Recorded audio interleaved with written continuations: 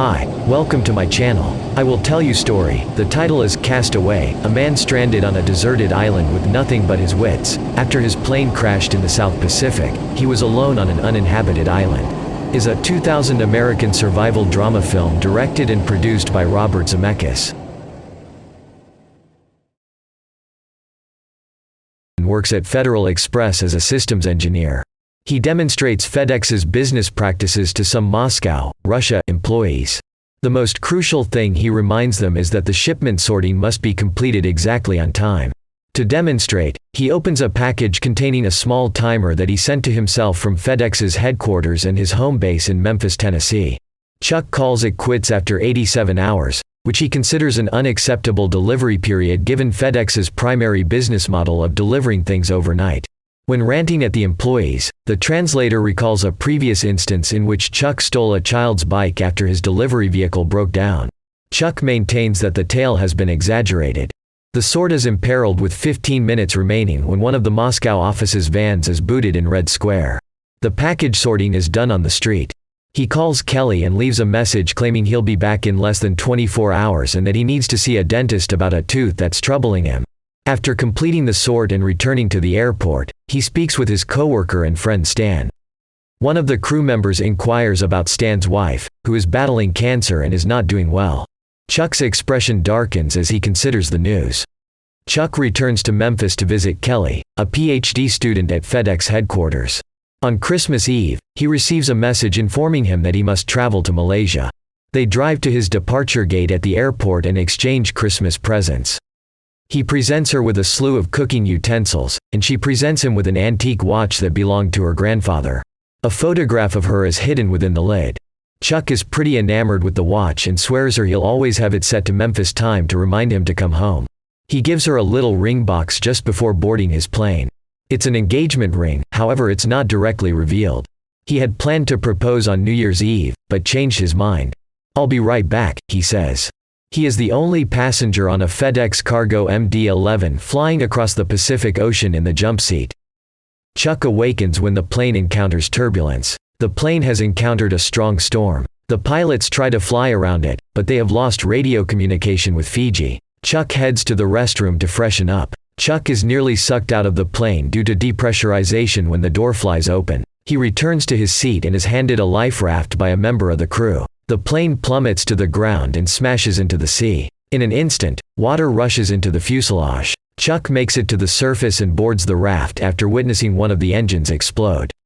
Chuck collapses and is washed up on the shore of a tiny tropical island. He quickly notices that his pager has become soggy, as has Kelly's watch. He also quickly realizes he's alone, despite the fact that the sound of falling coconuts fools him into thinking someone else is stalking him. Desperate to locate nourishment and fresh water, Chuck spends a lengthy period trying to open a coconut. When hurling them at a large rock and crushing them on a smaller rock fail, he finally cuts the shell with a sharp rock. He can also spear little crabs, but without a fire to cook them, they aren't a good source of food.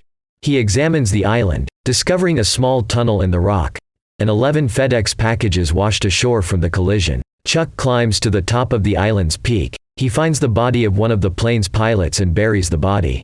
Chuck notices the lights of a ship on the shore at night. He attempts to signal the spacecraft with a little flashlight he recovered from the pilot's body, but is unsuccessful. The next morning, he attempts to depart the island in the jet's rubber raft. The raft is flipped over by the heavy breakers over the coral reef that surrounds the island. He's been thrown onto the reef, and his thigh is severely lacerated. Getting over the accident, he starts erecting a small camp and opens the FedEx packages.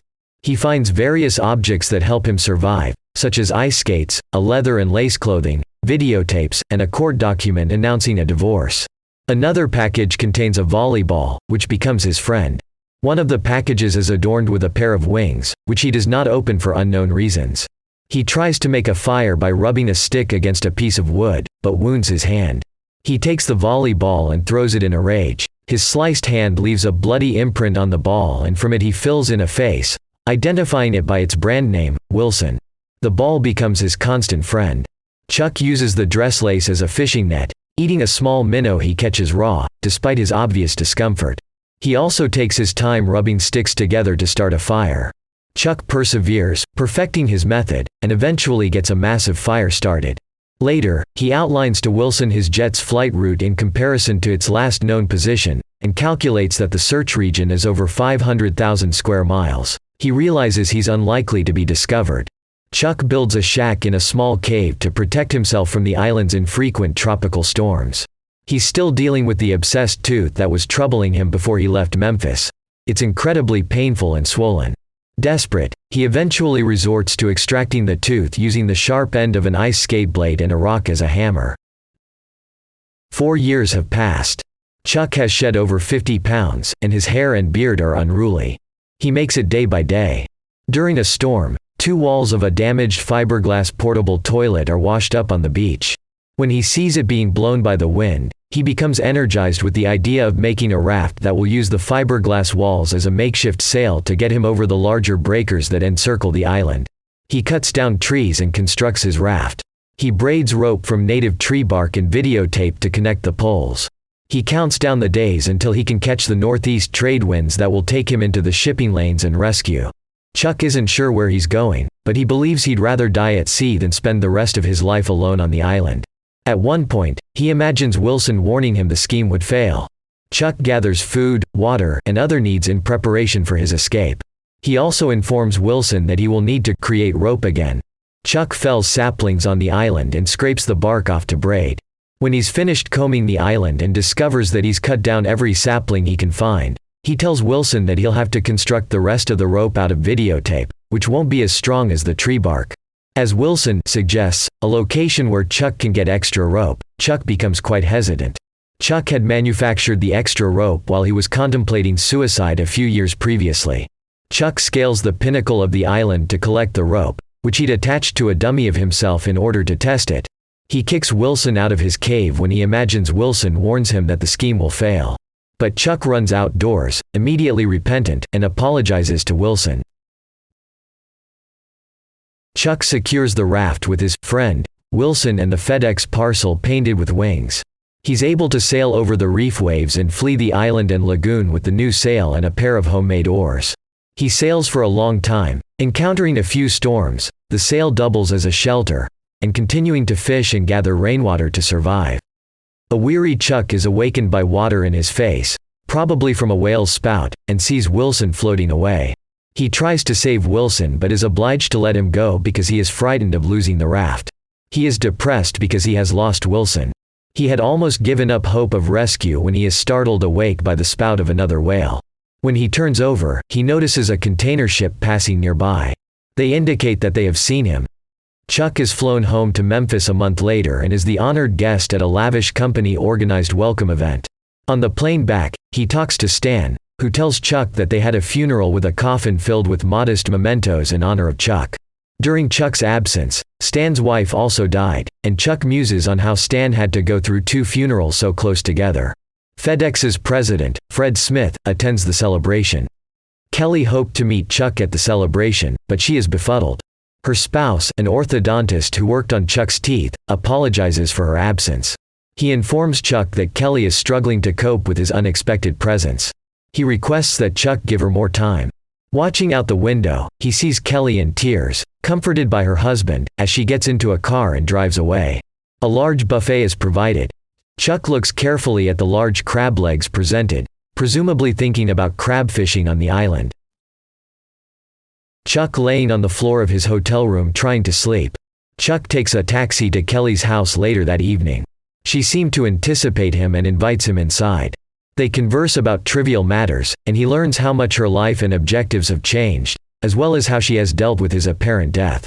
Chuck gives Kelly back the watch she had given him, informing her that it is a family heirloom and should remain in her family. She informs him that the corporation assumed the crash was caused by a dangerous cargo that caught fire. She illustrates to him that was more than 600 miles away from the Cook Islands. She hands over the keys to his Jeep that she had retained. They apologize to one another for everything that has occurred, and he drives slowly away in the pouring rain. Kelly dashes after him, yelling his name. He steps back, and they embrace passionately in the pouring rain. She tells him that she has always thought he is alive. She informs him that he is her true love. He claims to love her as well. They converse for a few minutes more in his car. Then Chuck tells Kelly she needs to go home, indicating his respect for her decision to go on with her life. Chuck subsequently tells Stan about his conversation with Kelly and how he realizes and accepts that, while they will always love each other, their lives have diverged and they cannot be together. He admits to feeling absolute misery and helplessness on the island, explains his unsuccessful suicide attempt, and describes how he received assurance that he was destined to survive and came to terms with his isolation. While he has recently lost her, he accepts it and understands that he must enjoy each day as it comes since you never know what the tide will bring. On his Jeep, he goes to Texas with the FedEx delivery adorned with wings. He tries to bring it to a ranch with a wrought iron gate that reads, "Bettina," but there is no one there. He leaves it at the door, accompanied by a message explaining that the parcel saved his life. He travels south and gets out of his car at a four-way stop to consult a map. A nice, attractive woman in an ancient pickup truck approaches him and asks if he is lost. He admits that he hasn't decided where he's going. Chuck notices the same pair of wings that were on the package on her truck's tailgate as she travels north. Chuck moves to the intersection's middle and takes a few seconds to look in each direction. He then heads north, his gaze remaining fixed on the direction in which the woman drove.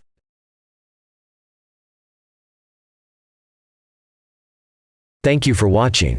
Click the subscribe button and notification bell to watch more videos like this.